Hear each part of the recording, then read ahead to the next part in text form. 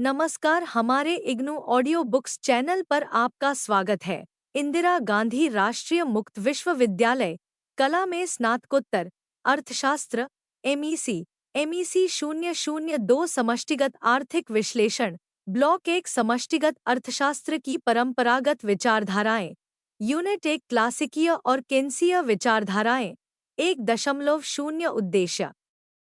इस इकाई को पूरा करने के पश्चात आप समग्र मांग और समग्र आपूर्ति की अवधारणाओं की व्याख्या कर सकेंगे। समग्र मांग और समग्र आपूर्ति को प्रभावित करने वाले कारकों की पहचान कर सकेंगे। संतुलन स्तर पर उत्पाद और कीमतों के निर्धारण संबंधी क्लासिकीय विचारधारा की व्याख्या कर सकेंगे और संतुलन स्तर पर उत्पाद और कीमतों के निर्धारण संबंधी केंसीय विचारधारा की व्याख्या कर सकेंगे। 1.1 प्रस्तावना समष्टिगत अर्थशास्त्र का संबंध एक अर्थव्यवस्था के समग्र व्यवहार के अध्ययन से होता है।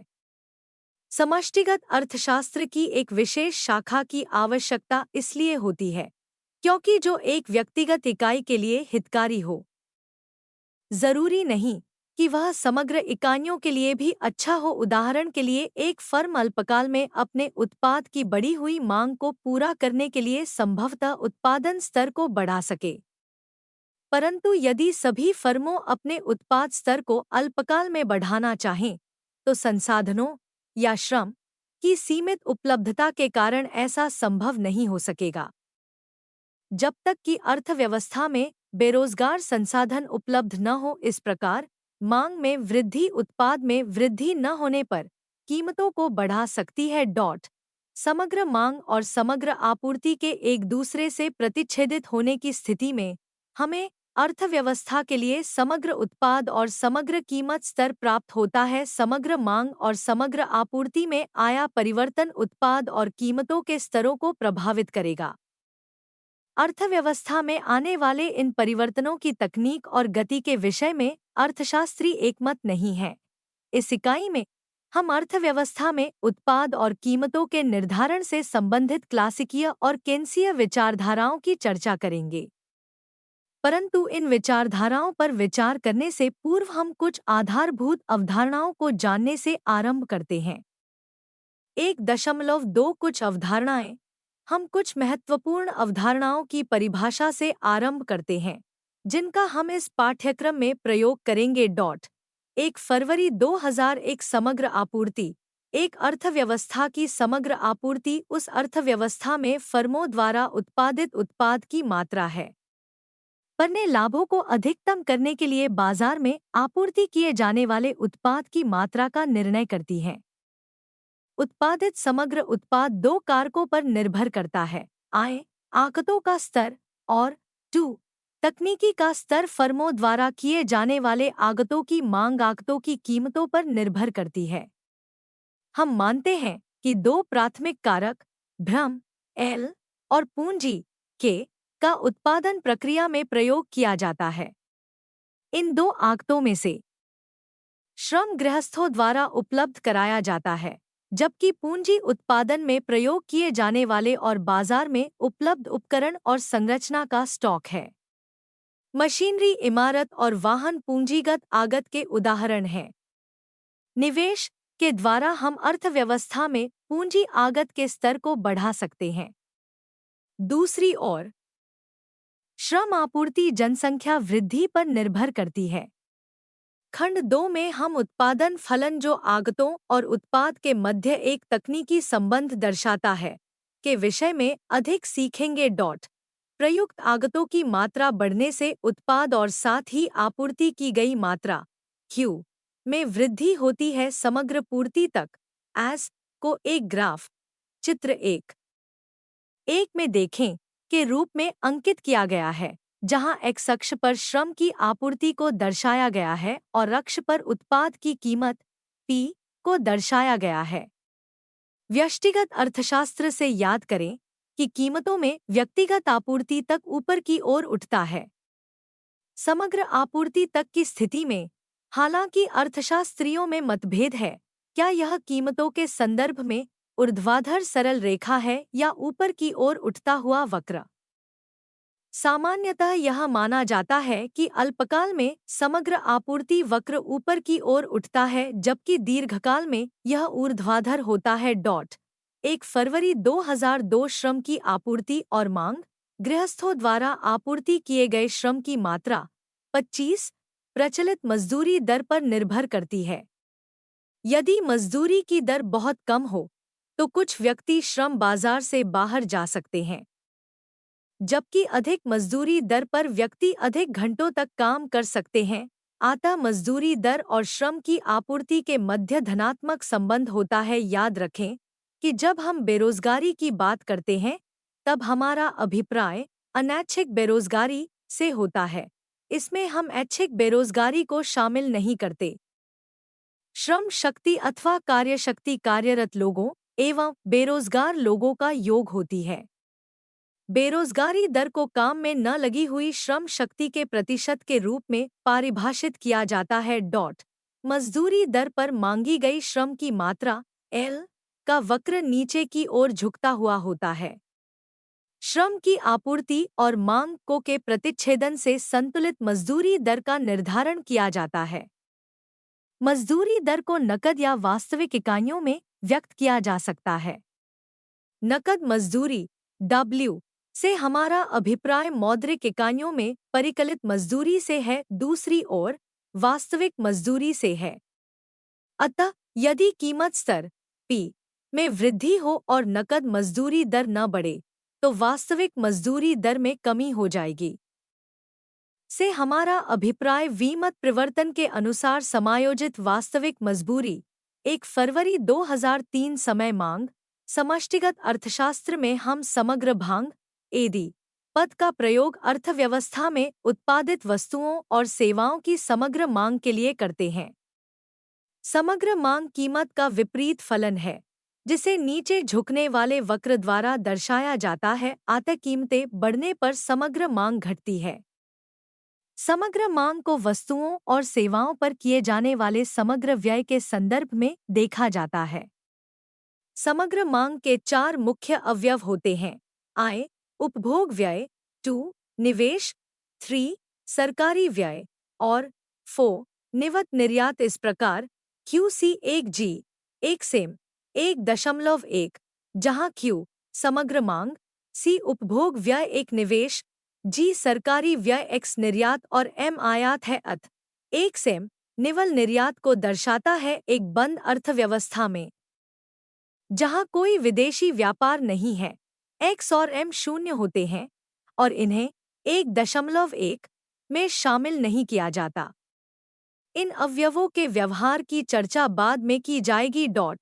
1.24 संतुलन उत्पाद और कीमत। यह बताया जा चुका है कि समग्र आपूर्ति वह एस अल्पकाल अवधि में ऊपर की ओर उठा होता है और समग्र मांग वक्र एडी नीचे की ओर वक्रों के प्रतिच्छेदन से हमें उत्पाद और कीमतों के झुका होता है। समग्र आपूर्ति और समग्र मांग संतुलन स्तर प्राप्त होते हैं। इस समय आपके मन में कुछ प्रश्न उठ रहे होंगे। उत्पाद स्तर में इस प्रकार का परिवर्तन आने में कितना समय लगता है? इस परिवर्तन का रोजगार के स्तर पर क्या प्रभाव होता है? यदि Q पूर्ण रोजगार संतुलन को दर्शाता है तो क्या अर्थव्यवस्था कभी पूर्ण रोजगार उत्पाद स्तर को पुनः प्राप्त करती है? जब एडी में कमी आती है तो तात्कालिक प्रभाव के रूप में उत्पाद स्तर नीचे की ओर खिसक जाता है। परिणामस्वरूप अर्थव्यवस्था में बेरोजगारी बढ़ती है जो मजदूरी दर को नीचे लाती है। मजदूरी दर में आई कमी से उत्पादन लागत और इस प्रकार कीमत स्तर में कमी आ जाती है। परिणामस्वरूप 45 वक्र नीचे की ओर विस्थापित हो जाएगा। परंतु इस प्रक्रिया में समय लगता है क्योंकि नकद मजदूरी और कीमतों में कमी तुरंत नहीं आती। इस प्रकार अल्पकाल में उत्पाद स्तर गिरकर पूर्ण रोजगार स्तर से कम हो जाता है, परंतु दीर्घकाल में यह पूर्ण रोजगार स्तर पर लौट आता है। जब तक उत्पाद पूर्ण रोजगार स्तर से कम रहता है तब तक मजदूरी दर गिरती रहती है। मजदूरी पर और कीमतों में समायोजन के द्वारा यद्यपि कुछ देर से सही परंतु उत्पाद स्तर अपने पूर्ण रोजगार स्तर को पा ही लेता है। एक बार पूर्ण रोजगार स्तर प्राप्त होने पर एदी में वृद्धि कीमतों में वृद्धि लाएगी, अतः उत्पाद मजदूरी दर और कीमत स्तर में उतार चढ़ाव प्रक्रिया का एक हिस्सा है। ये उतार चढ़ाव अक्सर व्यवस्थित होते हैं और व्यावसायिक चक्र कहलाते हैं। 1.25 समग्र उत्पाद की माप। संभवत आपने सकल घरेलू उत्पाद ग्रोस डोमेस्टिक प्रोडक्ट जीडीपी की अवधारणा के विषय में सुना होगा, जिसे वर्तमान कीमतों या स्थिर कीमतों पर मापा जाता है। एक अर्थव्यवस्था में समग्र उत्पाद क्यू को स्थिर कीमतों पर जीडीपी द्वारा व्यक्त किया जाता है। अतएव बाजार कीमतों पर जीडीपी को पीएचक्यू द्वारा दर्शाया जाता है। जीडीपी को 3 प्रकार से मापा जाता है। 1. अंतिम उत्पाद Q का योग, 2. साधन आय Y का योग तथा 3. अंतिम व्यय E का योग। जीडीपी की तीनों गणनाएं समान मूल्य हैं, अतएव कुल उत्पाद को व्यक्त करने के लिए हम Y और Q का परस्पर परिवर्तनीय रूप में प्रयोग करेंगे। यदि हम कुल आय V में से निवल करों T को घटा दें, तब हमें व्यक्तिगत उपभोज्य आय YT प्राप्त होती है, जो उपभोग व्यय C को निर्धारित करने वाला एक तत्व है। समय श्रेणियों के आंकड़ों को प्रयुक्त करते समय समय अवधि को दर्शाने के लिए 4 फीट का प्रयोग करेंगे। उदाहरण के लिए C 1 से 1 अवधि में कुल उपभोग है। 1 फरवरी 2006 आय का चक्रीय प्रवाह।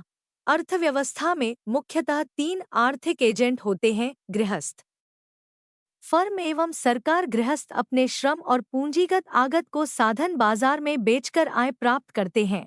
यह आय 3 प्रकार से प्रयोग की जाती है। आय सरकार को कर चुकाने में, 2 वस्तुओं और सेवाओं के उपभोग पर, और 3 वित्तीय बाजारों के माध्यम से बचत करने में। फर्मों वस्तुओं और सेवाओं को बेचकर प्राप्त राजस्व रेवेन्यू से साधनों के उपयोग के बदले में भुगतान करती है।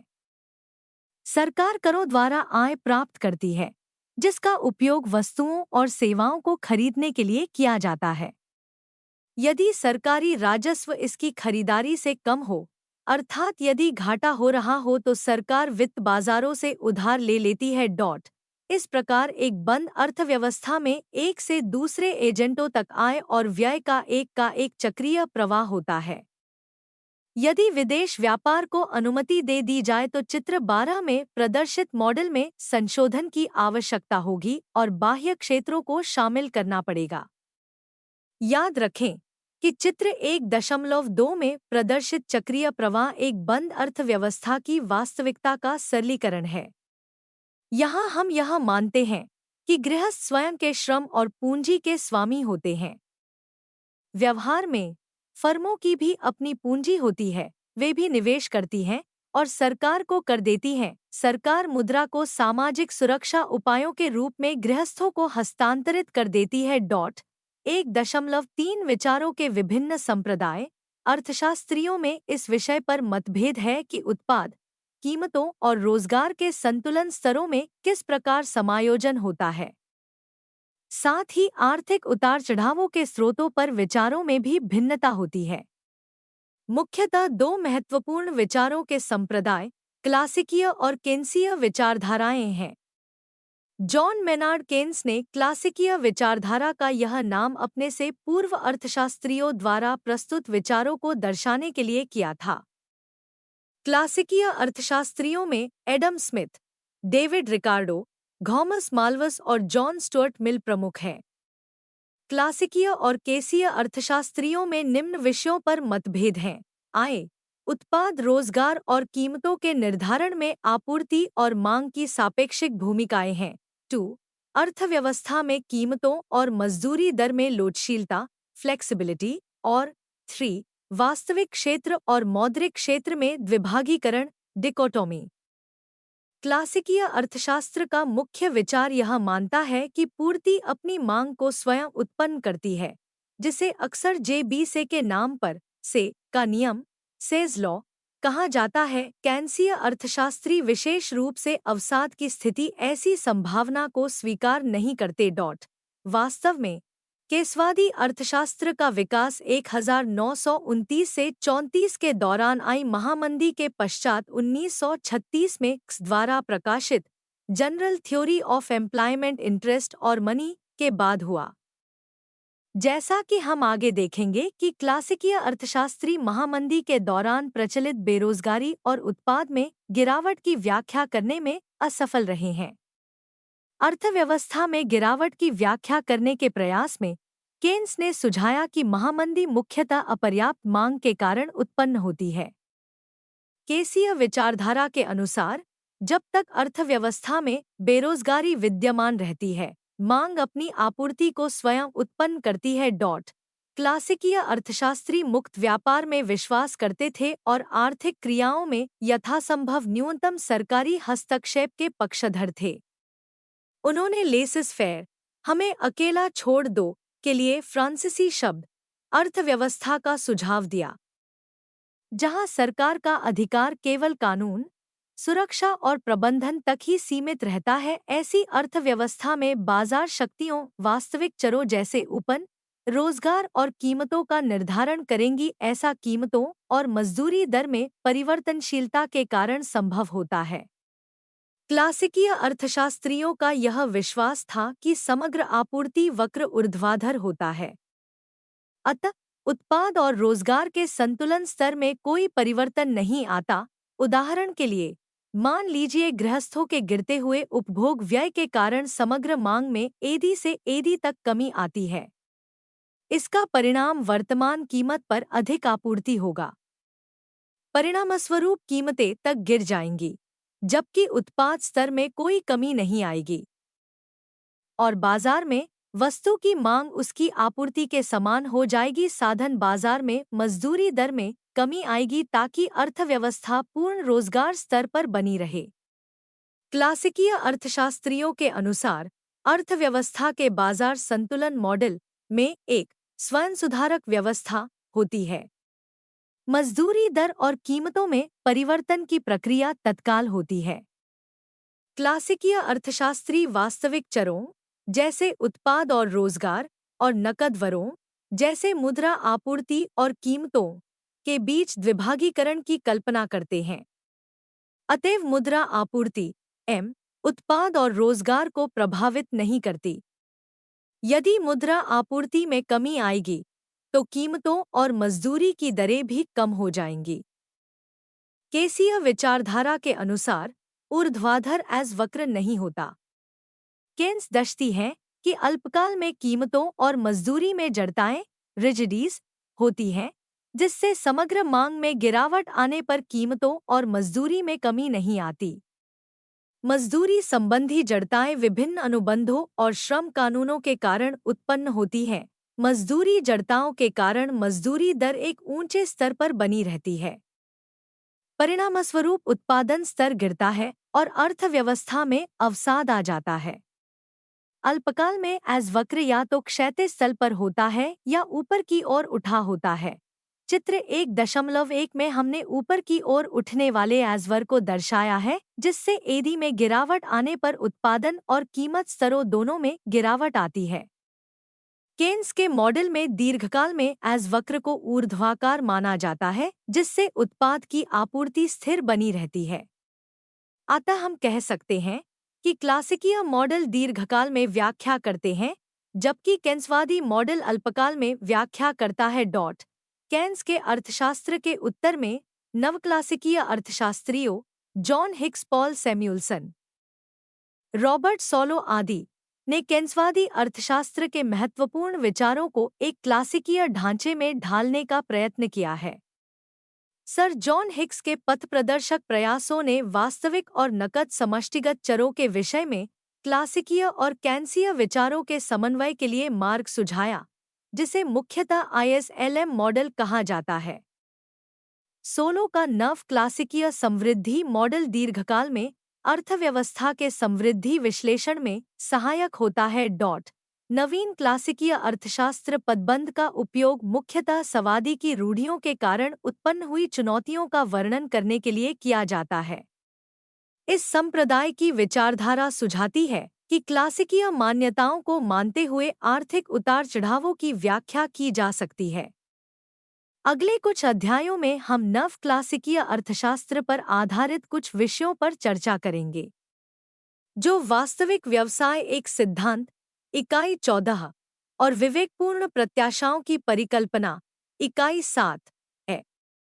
नव क्लासिकीय अर्थशास्त्री, जिनमें रॉबर्ट बरो और रॉबर्ट लुकास प्रमुख हैं, क्लासिकीय अर्थशास्त्रियों द्वारा कल्पित कीमत और मजदूरी की लोचशीलता, फ्लेक्सिबिलिटी का समर्थन करते हैं। नव केसवादी अर्थशास्त्र का विचार है कि मजदूरी और कीमतें आपातों के साथ धीरे धीरे समायोजित हो जाती हैं। परिणामस्वरूप समग्र मांग में उतार चढ़ाव आने पर अल्पकाल में उत्पाद और रोजगार में उतार चढ़ाव आते हैं। नवसवादी अर्थशास्त्री ग्रिगोरी मैनकिव आदि कहते हैं कि सूची लागत, मेन्यू कॉस्ट, समग्र मांग की बाह्यताएं और समन्वय असफलता के कारण कीमतों में जड़ता, स्टिकी, आती है। 1.4 उपभोग व्यय और बचतें, गृहस्थ की व्यक्तिगत उपभोज्य आय अर्थात कर अदायगी तथा हस्तांतरित भुगतानों को जोड़ने के बाद आय का आवंटन या तो उपभोग व्यय सी या बचत एस पर किया जाता है, अतः हम CSY पाते हैं। 1 अप्रैल 2001 औसत और सीमांत उपभोग प्रवृत्ति, गृहस्थों के व्यय का प्रमुख बिंदु उपभोग व्यय होता है और यह व्यक्तिगत उपभोज्य आय पर निर्भर करता है। यह सामान्यतः देखा गया है कि एक गृहस्थ की आय का स्तर बढ़ने के साथ ही उपभोग व्यय स्तर बढ़ने लगता है। जीवन के लिए उपभोग के एक न्यूनतम स्तर की आवश्यकता होती है। अतएव जीवन के लिए यदि उसकी आय शून्य भी हो तो भी परिवार के उपभोग पर एक न्यूनतम राशि अवश्य खर्च करनी पड़ती है। तब गृहस्थ या तो उपभोग व्यय के लिए ऋण ले सकते हैं या पूर्व बचतों को प्रयोग में ला सकते हैं। दूसरे धनी गृहस्थ की तुलना में निर्धन गृहस्थ उपभोग पर कम सर्व करते हैं, परंतु गृहस्थ आय के प्रतिशत के रूप में यह देखा गया है कि निर्धन गृहस्थ अपनी आय का एक बड़ा प्रतिशत उपभोग पर खर्च करते हैं। हम दो संकल्पनाएं प्रस्तुत करते हैं, औसत उपभोग प्रवृत्ति average propensity to consume APC और सीमांत उपभोग प्रवृत्ति marginal propensity to consume MPC। APC को उपभोग व्यय और आय के अनुपात 7 के रूप में परिभाषित किया जाता है।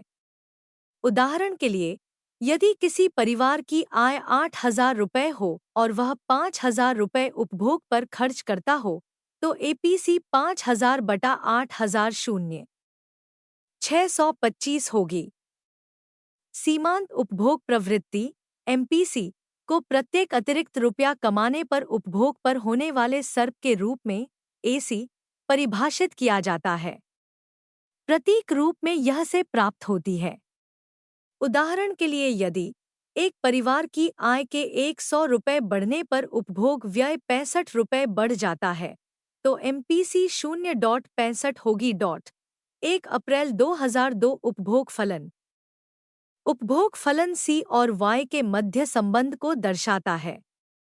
हमारे उपभोग फलन को उपलिखित विशेषताएं दर्शानी चाहिए। यदि हम सरकार के करों और अनुदानों पर ध्यान न दें तो सरलतम रूप में उपभोग फलन होगा CCCL, जहां C वर्तमान उपभोग और है वर्तमान आय है, अंतर्भाग C और ढलान वाली एक सीधी रेखा है, आय शून्य होती है क्योंकि गृहस्थ अपनी आय का केवल अंश C का मूल्य से कम होना चाहिए। इसके अलावा C 12 में दिए गए उपभोग फलन यहाँ C वह न्यूनतम उपभोग है जब एक भाग उपभोग पर खर्च करता है, कभी भी ऋणात्मक नहीं हो सकता। अतः का मान 0 और 1 के बीच ही रहता है, अर्थात 1.6 निवेश गुणक। उपभाग 1 फरवरी 2001 में ऊपर हमने संकेत दिया था कि समग्र मांग को अर्थव्यवस्था में समग्र व्यय के संदर्भ में देखा जाता है। आय के चक्रीय प्रवाह के कारण जब एक अर्थव्यवस्था का सदस्य कुछ मुद्रा, मानो रुपया, खर्च करता है तो इससे अर्थव्यवस्था के दूसरे सदस्यों की आय में उतनी ही 1 रुपया वृद्धि होती है। इस सरल तर्क पर आधारित काहन ने गुणक का सिद्धांत विकसित किया, जिसे निवेश गुणक कहते हैं। आइए हम एक कल्पित उदाहरण के द्वारा गुणक प्रभाव को स्पष्ट करते हैं। मान लीजिए सरकार 100 रुपए का एक ऋणपत्र बाजार में जारी करती है, ताकि सरकार के व्यय को 100 रुपए से बढ़ाया जा सके। परिणामस्वरूप घटनाओं की एक श्रृंखला आरंभ होती है। 1. सरकार के द्वारा अतिरिक्त व्यय गृहस्थों की आय को 100 रुपए से बढ़ा देगा। इस बढ़ी हुई आय में से गृहस्थ 100 मात्रा में धन का उपभोग कर लेते हैं, और शेष, यदि एमपीसी 0.65, तब गृहस्थ 65 रुपए खर्च कर देगी और 35 रुपए बचा लेते हैं। 2. मान लीजिए गृहस्थ की आय 100 रुपए है। वह 65 रुपए ब्रेड खरीदने पर खर्च करता है, तो ब्रेड विक्रेता की आय 65 रुपए से बढ़ जाएगी। 3. जब ब्रेड विक्रेता की आय 65 रुपए से बढ़ती है, तो वह 22.75 रुपए बचाएगा और 25 रुपए खर्च कर देगा, क्योंकि एमपीसी 0.65, 4. ब्रेड विक्रेता के 42.25 रुपए खर्च करने पर किसी अन्य व्यक्ति की आय 42.25 रुपए से बढ़ जाएगी। यह श्रृंखला गुदरा खर्च करने या अर्जित करने के साथ इसी प्रकार बढ़ती जाएगी और जारी रहेगी। याद रखिए कि सरकार का प्रारंभिक व्यय 100 रुपए है, परंतु अर्थव्यवस्था में इसका लहर प्रभाव, रिपल इफेक्ट, होता है, जिससे 100 रुपए 65 रुपए 42.25 रुपए आप उत्पन्न होती है। इस प्रकार सरकार द्वारा 100 रुपए खर्च करने के कारण सकल मांग 100 रुपए से कहीं अधिक होती है। इस पूरी श्रृंखला का योग क्या होगा? यदि प्रवृत्ति है रा श्रृंखला का योग होगा में हुई वृद्धि, सीमांत उपभोग। उपरोक्त से हम कुछ निष्कर्ष निकाल सकते हैं। 1. समग्र मांग को बढ़ाने में सरकारी व्यय की लाभकारी भूमिका है और यह वृद्धि प्रारंभिक व्यय से कहीं अधिक होती है। 2. एमपीसी में वृद्धि होने के फलस्वरूप गुणक के मान में वृद्धि होती है। इसके विपरीत एमपीएस में कमी के परिणामस्वरूप गुणक का मान बढ़ता है। 3. हमने माना कि सरकार का व्यय बाजार के ऋणों से चलता है। यदि यह करों द्वारा व्यवस्थित होता है तो गुणक होगा न कि स्टेट, क्योंकि करों में वृद्धि का मुगक प्रभाव विपरीत दिशा में होगा। परिणामस्वरूप समग्र मांग में आई वृद्धि सरकार के प्रारंभिक व्यय के बराबर होगी। इसे संतुलित बजट गुणक, बैलेंस्ड बजट मल्टीप्लायर, कहते हैं और यह के बराबर होता है। 4. यह माना जाता है कि गृहस्थ अपनी एमपीसी के अनुसार खर्च करते हैं और मुद्रा का संग्रह नहीं करते हैं। केन्स ने महामंदी, ग्रेट डिप्रेशन, को मांग की कमी के एक परिणाम के रूप में प्रस्तुत किया है। बेरोजगारी में वृद्धि के कारण आय में कमी हुई थी। आय में कमी ने उपभोग मांग में कमी को जन्म दिया था। अपर्याप्त मांग के कारण बाजार में अत्यधिक आपूर्ति हो गई थी और वस्तुओं के स्टॉक बढ़ने लगे थे, जिन्होंने और उत्पादन वृद्धि के लिए हतोत्साहित किया था। उत्पादन में कमी के साथ ही बेरोजगारी और बढ़ गई थी और आय कम हो गई थी। दूसरा, कीमतों के गिरने की प्रत्याशा के कारण व्यक्ति अपनी खरीदारी को स्थगित कर दिया, जिससे समग्र मांग और कम हो गई। यह गिरते उत्पादन, आय और कीमतों तथा बढ़ती बेरोजगारी का कुल मिलाकर एक निराशाजनक समय था। केन्स ने सुझाव दिया कि सरकार को अपने व्यय में वृद्धि करनी चाहिए ताकि लोगों को रोजगार मिल सके, जो लोगों की आय और मांग को उत्पन्न करेगी। उपरोक्त विश्लेषण में हम देखते हैं कि सरकारी व्यय एक बहिर्जात चर है तथा इसको बढ़ाया जा सकता है। यदि देश का निर्यात बढ़े तो इसी प्रकार के गुणक प्रभाव उत्पन्न होते हैं।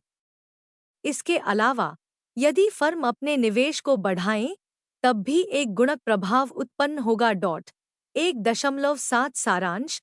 इस इकाई में हमने कुछ आधारभूत अवधारणाओं जैसे समग्र मांग, समग्र आपूर्ति और आय के चक्रीय प्रवाह की चर्चा की है। हमने विभिन्न समष्टिगत आर्थिक अवधारणाओं के विभिन्न संप्रदायों के संक्षिप्त विचारों को प्रस्तुत किया है।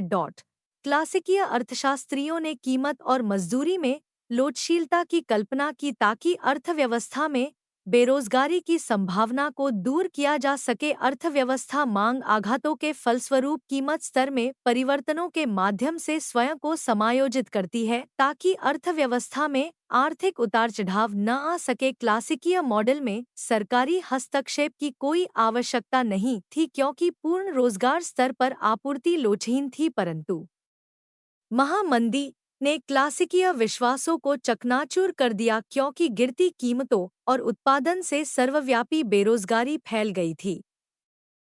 सीय के अर्थशास्त्र ने सुझाव दिया कि समय मांग में कमी अवसाद रिसेशन को पैदा कर सकती थी और उसका उपाय समग्र मांग में वृद्धि करना है। केन्स ने सरकारी व्यय में वृद्धि का सुझाव दिया ताकि इसके साथ ही समय मांग भी बढ़ जाए और लोगों को आय और रोजगार प्राप्त हो। हमने उपभोग और बचत फलनों तथा निवेश गुणक पर विचार किया जो केन्सवादी अर्थशास्त्र की महत्वपूर्ण अवधारणाएं हैं।